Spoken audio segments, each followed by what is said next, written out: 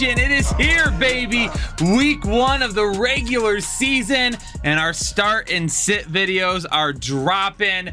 Maybe one of the best feelings of the year is week 1 content finally coming out here on the Fantasy Headliners. And once again in 2022, your boy Kyle here to bring you more information on the wide receivers. And our start and sit videos are revamped this year to help you all even make better decisions. That's right. Instead of just telling you either start or sit, we're going to break it down with numbers to help you understand why we came to a conclusion, and then also to help you if you're on the fence with somebody that even if we list them as a sit, you know, how do their numbers compare to somebody else? And we are here to bring you all of that action here on the wide receiver video. And honestly, I think we just got to dive right into it. We've waited long enough. It's time to talk about wide receivers, and it is going to kick off with Thursday Night Football as Buffalo heads on out to LA. And I've got Diggs, Davis, and McKenzie all listed as starts for Buffalo.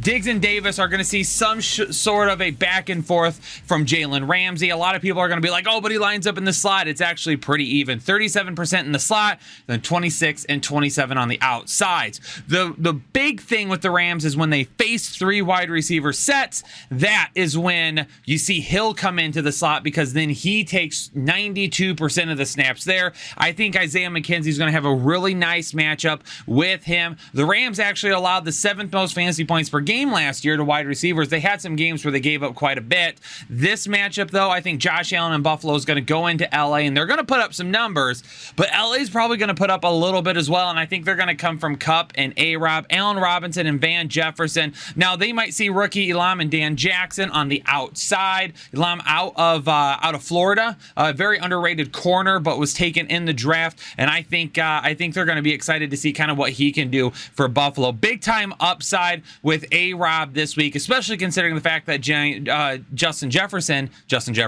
Van Jefferson is beat up right now, and because of that, he might not be out there as much. He might get shuffled in. He might not even play as of right now. Now, Taron Johnson, he's going to be in the slot. 90% of his snaps come in the slot, and he has a grade of 70 on PFF. So he does a decent job of shutting down wide receivers in the slot. But it's Cooper Kupp coming up off one of the greatest wide receiver seasons of all time. I'm not out on him this week. I don't care what the matchup is. We're starting Cooper Kupp. New Orleans and Atlanta might look a little bit different than what we've seen in recent years. We've got a revamped offense with New Orleans. Jameis Winston is back and healthy. Atlanta doesn't have Matt Ryan under center for the first time in forever. For New Orleans, I'm definitely going with Jarvis Landry as a start this week. Hayward and Terrell on the outside for Atlanta are going to be very, very good this season, and they could really contain Olave and Thomas. Now, Thomas, I haven't seen him in game action healthy in a long time. I'm not starting him this week. I need to see that first. But for Jarvis Landry, I'm loving it. Only 87 targets last season, but it was his first season ever with less than 100 targets. I think we get back to that. And he gets former CFL cornerback D. Afford for a juicy matchup on the slot that I think is going to allow us to hit our prize picks prop of the week for Jarvis Landry. I'm taking the 40.5 over for Jarvis Landry against the slot this week. Absolutely love it. Go over to prizepicks.com, download the app, create an account. Code word headliners. They're going to match your deposit up to $100, and make sure you play along with some of these props that I got here for you. So I absolutely love Alfred this week, or actually I absolutely love Landry this week going against Alfred. Now, on the side of caution for Atlanta, I'm not going to go with anybody. Now, New Orleans did allow over 23 fantasy points per game last year, but I have a tough time seeing that this week. I need to see Mariota in action. I need to see Drake London not banged up, because he has been a little bit this preseason. You're going to have Bradley Roby covering Zacchaeus in the slot, so that's going to take that away a little bit. Now, is Lattimore going to be on Edwards? Is he going to be on London? If London is healthy, is he out there against him? If London doesn't play, he's probably going to be on Edwards quite a bit. So for me, there's a little bit too much up in the air this week for Atlanta for me to really be relying on anybody just yet. Cleveland's going to head into Carolina to face their former #1 overall pick and quarterback Baker Mayfield, who's going to be looking to stick it to him a little bit. Talking about the Cleveland Browns first, Cooper Kupp, I've got him as a start this week. Carolina did allow the 7th fewest fantasy points to wide receivers last season, but I love Cooper's matchup against Henderson on the outside, who had a very gross grade by PFF last year, 49.5. I like the opportunity there. Even if the big plays won't be there, I'm still expecting more than enough volume because, listen, I think Carolina is going to put some points up on Cleveland. Cleveland's going to have to throw the ball a little bit. So I'm not too worried about Cooper. I think he's going to end up getting what he needs. Amari Cooper, always Amari. He's back there behind me right now, especially if CMC is healthy and he's doing well and Carolina's offense is really rolling. Bell has the best matchup probably out of the three of them with Hatsfield in the slot, but Hunt's going to be the #2. And then David Njoku, I think, is in for a really big week. Wait for the tight end video on that one. For the Carolina Panthers, DJ Moore, Robbie Anderson, Terrace Marshall. This one is going to take a couple of weeks to figure out. We know DJ Moore is going to be the #1, but is he going to be on the outside? Is he going to be in the slot? Right now, it looks like Terrace Marshall is going to be in the slot. Where does Laviska Shenault play into all of this? Are they going to go 4 wide? We don't really know all of that as of yet. We're going to have to take some time to figure it up. Now, DJ Moore is probably going to line up against Greedy Williams this week. Upside could be limited, though. I still think the volume is going to be there. I still think he's going to be getting enough targets to help him be a start. Best case scenario is they get him into the slot against Newsome a little bit more. If they can do that, DJ Moore has got himself a nice mismatch there. But who's going to be the #3 behind Christian McCaffrey and behind DJ Moore? That is going to end up being the question for me, but I expect at least DJ Moore to make an impact this week. San Francisco and Carolina is going to bring my Manscaped must-watch matchup of the week. Make sure you head over to manscaped.com. Use code word headliners at checkout. You're going to get 20% off your entire purchase and free shipping. Appreciate everybody that's been doing that so far. And hey, if you got to get yourself nice and clean for fantasy football season, make sure you take care of that right away. Now, this is my Manscaped must-watch matchup because I absolutely love what we could see from Deebo Samuel and Brandon Ayuk this week, and possibly from Darnell Mooney as well. The Bears defense allowed just over 23 fantasy points last season, the 7th most, and their defense really isn't all that improved. Deebo lines up all over the place. I mean, his snap percentage shows on the outside 36 and 32, in the slot 29, obviously running up, running out of the backfield a little bit. Shanahan is going to find the mismatch. That much we know about that guy. He's always going to find the mismatches. I love Brandon Ayuk against Kindle Vildor at the left cornerback position, who had a PFF grade of under 50 last year. The opportunity for Brandon Ayuk against him could be absolutely huge, and I think he's going to take advantage of that. For Darnell Mooney, a lot of people forget that Mooney was 5th in the NFL in targets last season among wide receivers, and he's got an even better opportunity for volume now because he's the guy. He's really the only guy outside of Cole Kmet. No offense to everybody else. But San Francisco did give up the 10th most fantasy points to wide receivers last season, and really their secondary isn't that big of a strength for them either. Keep an eye on Mooney. He played 44% of his snaps in the slot last year. I expect him to go back outside a little bit, but will they rotate him in and out? That's going to be the question, is do they try and find the mismatches with him as well, or do they just keep him on the outside? But, I'm looking to see who establish themselves as the wide receiver 2 and wide receiver 3, but even with that being said, I'm not risking it this week.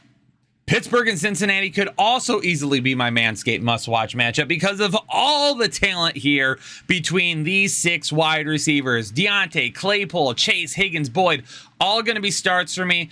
Pickens is going to be close. Now, for me, it really depends on who faces Awuzie. The guy is a completely underrated defender, an 82.7 grade from PFF last year. The guy he does everything that he is supposed to do. But will he see Claypool? Will he see Deontay Johnson?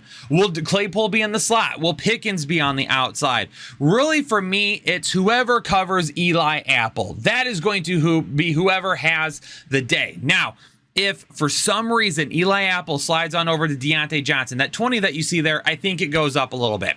If Eli Apple ends up being on Pickens, I think Pickens could end up being a start this week.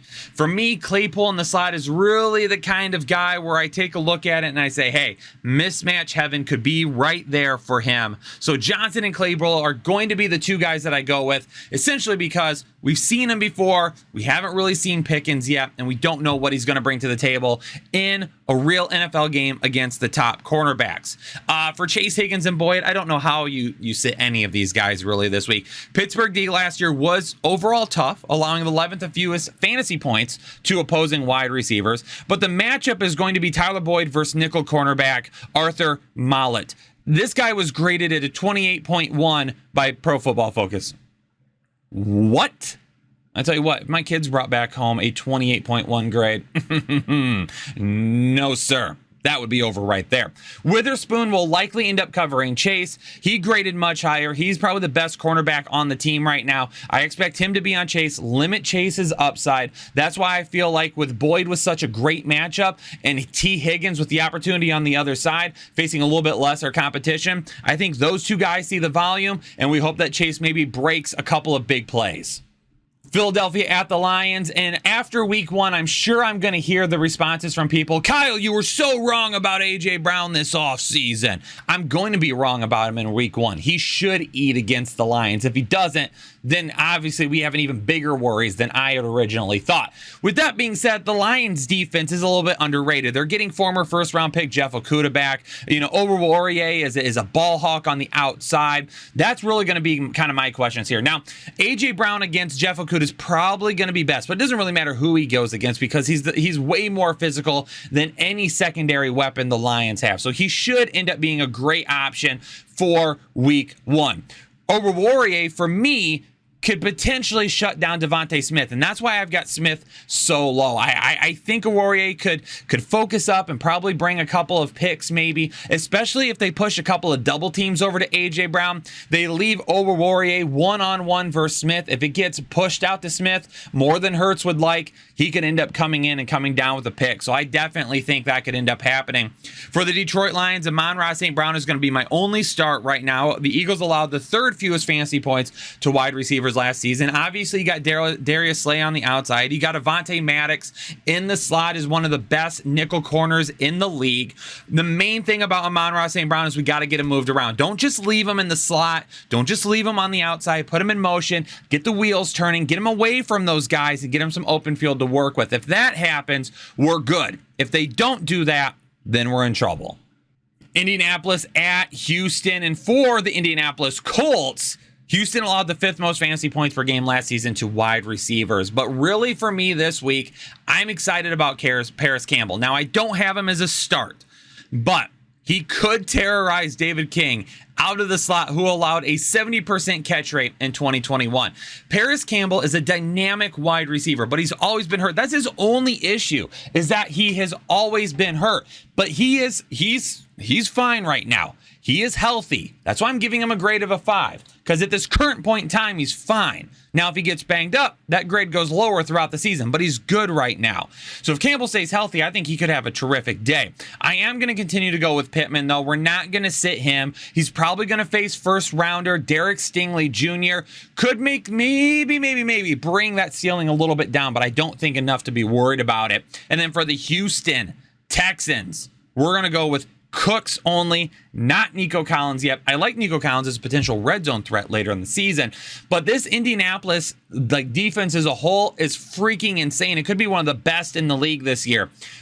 Just think about the rush with Kwity Paye, DeForest Buckner, Yannick Ngakoue. You've got Leonard in the middle at the linebacker position. You've got Stephon Gilmore and Kenny Moore on the outside at cornerback. Like they're gonna put pressure. They're gonna shut people down, and they're gonna cause problems. So for me, for Cooks this week, he's really barely a start because Davis Mills could have a lot of pressure in his face all weekend long.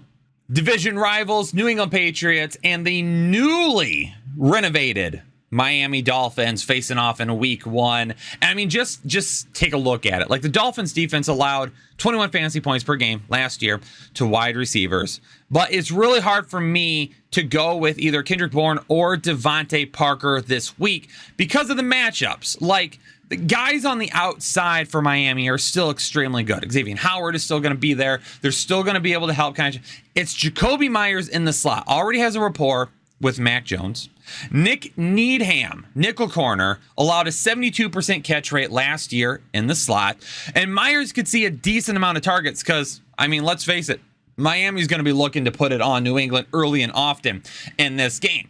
For Miami, though, I mean, we're going with both Hill and both Waddle. I like the upside of both guys this week. Hill for me is more of a, like, going to get you 2-3 big plays, not maybe all the volume, but those big plays are going to make his day, where Waddle maybe gets like 10 targets, catches 8 of them, and maybe he doesn't have the biggest plays in the world, but he had the volume to help you out. The Patriots allowed the second fewest fantasy points per game to wide receivers in 2021, but this is not the same team. J.C. Jackson is gone, Stephen Gilmore is gone, Jalen Mills and Miles Bryant are still there, but both of those guys are like middle of the road cornerbacks right now. That's why Waddle could have such a big day, because Miles Bryant in the slot isn't going to keep up with Waddle. It just isn't going to happen.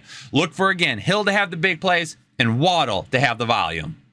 Baltimore and the New York Jets is probably going to bring my toughest decisions of the week. Now, if you're looking at this right now, you're probably thinking, Kyle, Bateman Moore, all these guys are sits for you. I get why you would be skeptical of that, because really when I sat here, I struggled with this matchup more than almost any of them.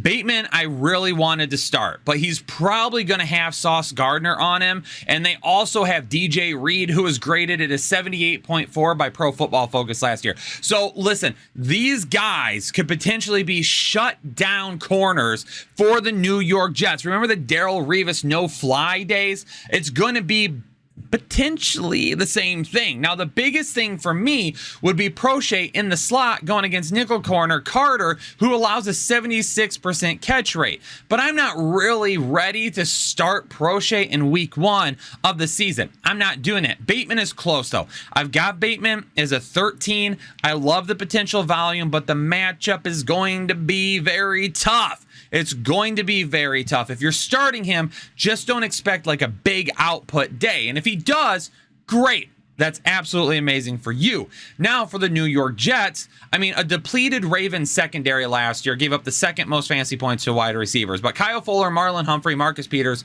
they're all back, all healthy, and could have really that bounce back campaign for this defense. Wilson is, well, actually, right before I started recording this video, it was announced Joe Flacco is going to be the starter. So we know he's going to be the starter. Are we trusting Joe Flacco with our teams in week 1?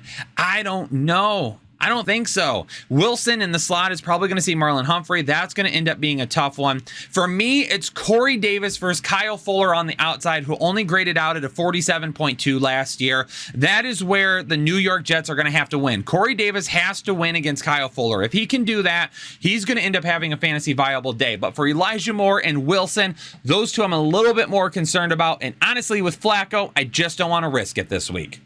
The only guy for Jacksonville I'm really eyeing this week is going to be Christian Kirk. Now, Washington did allow the 4th most fantasy points to wide receivers, but it is Christian Kirk against nickel corner St-Juste, who had a 53 grade from PFF last year and allowed 65% catch rate against him. Christian Kirk against St-Juste, that could end up being just an excellent matchup that allows Kirk to really get off to a great start in Jacksonville. Kendall Fuller on the outside graded out at an 81.5 last year. So Marvin Jones could be shut down this week. And then I don't really expect Trevor Lawrence to be going to Zay Jones continuously like he might be with Christian Kirk. Now for the Washington, I almost called them Washington football team, the Washington Commanders. Jacksonville allowed the 8th most fantasy points to wide receivers last year, and their secondary is not completely sorted out. But this wide receiver core is not completely sorted out either. And it is a Carson Wentz who lost his job after 1 year in Indianapolis. So Terry McLaurin is going to barely be a start for me, and Jahan Dotson and Curtis Samuel are barely going to be sits for me. It's going to be really interesting to see how these guys all work out this week. If Logan Thomas is healthy, how much is J.D. McKissick utilized? Are they getting Antonio Gibson out there? There's a lot of questions in Washington right now, and that's why there's only one guy I'm trusting from that offense. I don't really want to play anybody associated with Daniel Jones. I mean, to be honest with you, Danny Pennies can just go away at this point. But I am going to go with Kadarius Toney this week. The Titans secondary allowed the 3rd most fantasy points to wide receivers last season, and Caleb Farley will be on Toney, who allowed a 78% catch rate last year on one of the lowest grades for cornerbacks across the Pro Football Focus platform. So for me, when you take a look at Kadarius Toney and his chance to take on Caleb Farley this week, he's the guy for me. He's the one that I want absolutely balling out this week, and I think it could end up happening. I got him at a 15, barely a start, but that's because the production and the volume. The production and the volume show is 0 because He got hurt last season. He didn't see a whole lot. Rookies are all going to have zeros right now. Those numbers are going to change as we get into 2022 and we establish in-season trends. But for right now, we're using out-of-season twins. So he's barely a start for me, but it doesn't matter because I'm loving the opportunity this week. And then for the Tennessee Titans, I really can't go with any of them because Giants are middle of the pack against wide receivers. They do an okay job, but it's going to be interesting to see how all of this plays out with Woods coming back from injury, with Burks having a banged up offseason, with Nick Westbrook and Kine going into the slot. How is this all going to play out? Who's going to be the guy? We know Derrick Henry is going to run the football. Is Woods healthy enough? Will Treylon Burks stand up? There's a lot of questions to ask now. This one is really tough for me because I don't want to sit anybody from Kansas City, but I've got all of them barely listed as a sit. And I mentioned it a minute ago. The zeros in production and volume are because of the numbers from last season. When we get into this year and establish trends, those numbers will fluctuate a little bit more. That's why we've left some opportunity with the X factor to really help us gauge a little bit. Is there anything that the numbers don't say that we need to take into consideration? And that's why Juju and MVS are both close to starts, but not really over that threshold. For both of those guys, if you've got to start them this week as like a wide receiver 2 or wide receiver 3, I don't absolutely hate it, but there is going to be an opportunity for some tough matchups here. Now, Arizona allowed the 5th most fantasy points to wide receivers last season, and the biggest matchup for me is going to be MVS on the outside versus Marco Wilson, who allowed a 74% catch rate against wide receivers on the outside last year. MVS could be in for a big day against Marco Wilson.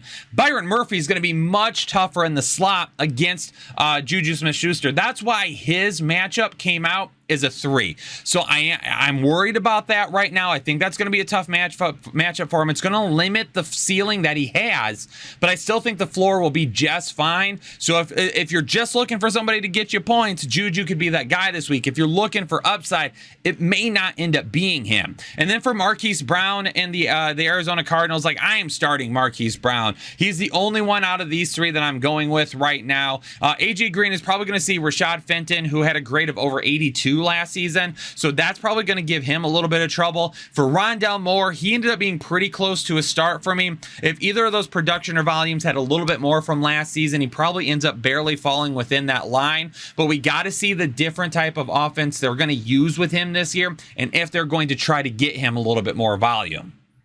Las Vegas at the LA Chargers. The good news for Las Vegas, J.C. Jackson is now out for Sunday. So Asante Samuel probably moving over to Devontae Adams. That's what I would think. And while that is going to be a tough matchup, I'm not sitting Devontae Adams. In fact, I think the score of 24 clearly shows you that even with a tougher matchup, because I took a point away there, I still think that this is going to be a guy that has a fantastic day. And Hunter Renfrow, I believe as well. You know, I think having J.C. Jackson out and them having to move things around a little bit is going to help Hunter Renfrow be a little bit of a better option for them. So I've got both of these guys listed as starts, and honestly for the Chargers, the same exact things. Nate Hobbs is a darn good nickel corner, but I don't think he's keeping up with Keenan Allen. I am feeling good with Keenan Allen, but Mike Williams on the outside against Everett, oh man, he only scored out at a 56 last season. He could give up some huge plays. I mean, if I were them, I would try to get Rock Ya-Sin on Mike Williams as much as possible, but Mike Williams probably still wins that matchup anyway, so I'm feeling real confident in both these guys. Green Bay and Minnesota. Jake tried to do the accent on the running back video, and I don't think it was that great. Maybe it was. I don't know. Who did it better, Jake or myself? Minnesota accent. Let us know in the comments below. Lazard might not even play this week. Nothing has really come out, specifically saying that yet, but the trend seems like he's not going to play this week. And because of that, we could see Christian Watson in the lineup instead for him. But I'm only doing 3 wide receivers this year. I'm not doing any more than that. So, nope. We're going to leave it as is for right now. Christian Watson would also be a sit. Randall Cobb is a sit. Lazard is a sit. Sammy Watkins is not. The Vikings allowed the most fantasy points per game to wide receivers last season. Is their defense better? Maybe debatable. Not bad. Not all the way top tier better now all of a sudden. But I'm all in on Watkins this week with no Allen Lazard kind of being that guy that Aaron Rodgers already has that rapport with. To me, it's going to go over to Sammy Watkins. Mr. Week 1, Sammy Watkins is who I'm going to go with in that matchup. And then for the Vikings, Justin Jefferson and Adam Thielen are both going to be starts for me. As tough as Jair Alexander is as a cornerback, I'm not sitting Justin Jefferson against him. He's just way too good, and he's the focal point of what could be a huge offense this year. For Tampa Bay and Dallas, I'm sorry, Dallas fans. Trayvon Diggs is not nearly as good as you think he is. The dude gives up way too many big plays and gets lost in coverage way too much. The good thing about him is he's a ball hawk, and he knows how to read certain plays, and he knows how to jump the ball. He's got some decent instincts, but the dude just gives up way many big plays for me to be like, oh yeah, guess what? I think that's an awful matchup for Mike Evans. Nope, Mike Evans is going to dominate this week. It doesn't matter who covers Edmonds. Now, here's the thing. Godwin, coming back from that injury, might not even play. I'm going to keep him out this week. Russell Gage, he's coming back from, a preseason injury. Not really feeling it. Because also, by the way, we've got Julio Jones there, who I'm also not going with this week. I'm going with Mike Evans and only Mike Evans because that's the consistent factor that I know. The ball could just be spread around to the rest of them, and we'll see what happens with that later on. Now, if Chris Godwin doesn't play, I'm liking Julio Jones a little bit more. We'll talk about that in the rankings when we get a little bit closer. Lamb, Gallup, and Jalen Tolbert. Tampa Bay allowed the 6th fewest fantasy points last year to wide receivers. They had some really bad. They were all over the place. But I'm only going to go with CeeDee Lamb this week with Michael Gallup working his way back from injury. With Jalen Tolbert being a guy that, rookie, getting integrated into the offense. How is he going to fare against this Tampa Bay secondary? Lamb is going to be the only guy I go with because he is, outside of Dalton Schultz, the main factor in this offense. All right, Monday Night Football, Russell Wilson heading back to Seattle, and he's looking for, I wouldn't say revenge, but he's definitely looking to put it on Seattle. As bad as the Seahawks were, they allowed the 9th fewest fantasy points to wide receiver last season. I don't think that matters. I'm still going with Russ to pour it on this week. To me, Courtland Sutton's going to have a huge week, and Jerry Jeudy is going to be right on that fringe. I think Courtland Sutton is definitely going to be a guy you put in your lineup, and you're like, oh, yeah, he worked out well. Jerry Jeudy is going to be a guy that you put in your lineup, and you're like, not bad. Not bad. It's okay. Good performance. Didn't help me win the week. Didn't lose me the week. That's why I've got him barely on that threshold. And again, he gets those zeros because he missed so much time last season. He didn't have the volume and production carrying over. That could quickly change this year, though. So obviously, we will keep an eye on it as we move further into the season and 2022 trends start to establish themselves. I mean, DK Metcalf and Tyler Lockett, the reason I have them listed as starts, low-end starts, is because they're going to be behind. Geno Smith is going to be throwing the football. I'm not looking for a whole lot in terms of efficiency, just predicated solely on volume and hoping one of these guys finds the end zone, but I'm not relying on either of them this week. Ladies and gentlemen, the first wide receiver start and sit video is in the books. Hopefully you all enjoyed it. If you're new here, subscribe to the channel because the content is absolutely amazing. You're not going to want to miss it all season long. If you appreciated the video and the new layout, oh man, hit that like button for me right now. And as always, leave some comments down below and let us know your thoughts. Hopefully everybody is doing well out there. Stay safe and healthy, and I'll catch you all on the next episode of the Fantasy Headliners.